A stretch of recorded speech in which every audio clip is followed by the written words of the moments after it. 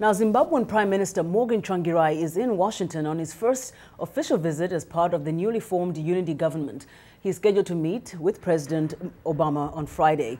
Mr. Tsvangirai spoke Wednesday at the Washington-based think tank Council on Foreign Relations. He says life in his troubled country is getting easier, but major reforms are still needed. He says Zimbabwe was, in his words, near death earlier this year when a raging cholera epidemic added to the wars that include severe food shortages and record-setting hyperinflation. Mr. Tsvangirai says the purpose of his trip is to normalize relations between Zimbabwe and the West after years of isolation. Television moderator Margaret Warner asked the Prime Minister a question on the minds of many people. What is your reading of President Mugabe? What is driving him now? Well, I'm sure that I don't want to demean those who have the misfortune of being over 85. But I can assure you that what probably motivates people on that age group is the legacy. And I can only deduce the fact that perhaps it's about what is the legacy.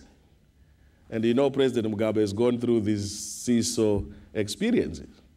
And I'm sure at his late, on his twilight years, he has realized that he has to end his life as the founding father of the nation, not somebody who is a villain of the nation. Now, Mr. Tsvangirai spoke earlier with VOA's Zimbabwe service correspondent, Blessing Zulu. Here's a portion of that interview dealing with Mr. Tsvangirai's view on Sudanese President Omar al-Bashir and Gabon's late President Omar Bongo. Mr. Bashir faces an international indictment on war crimes charges. Mr. Bongo died this week after more than 40 years in power.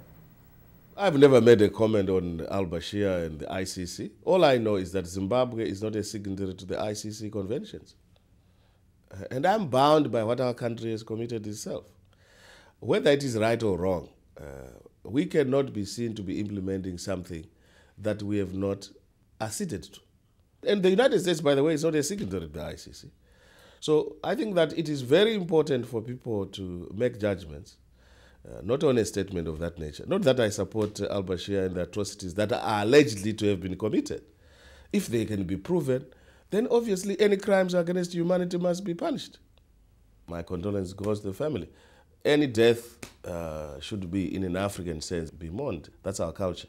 But certainly when it comes to political choices, I am committed to term limits, precisely because term limits do not then allow somebody to go in power for 40 years. Not that they will not be contributing anything, but I think that staying for far too long sometimes has its own diminishing returns.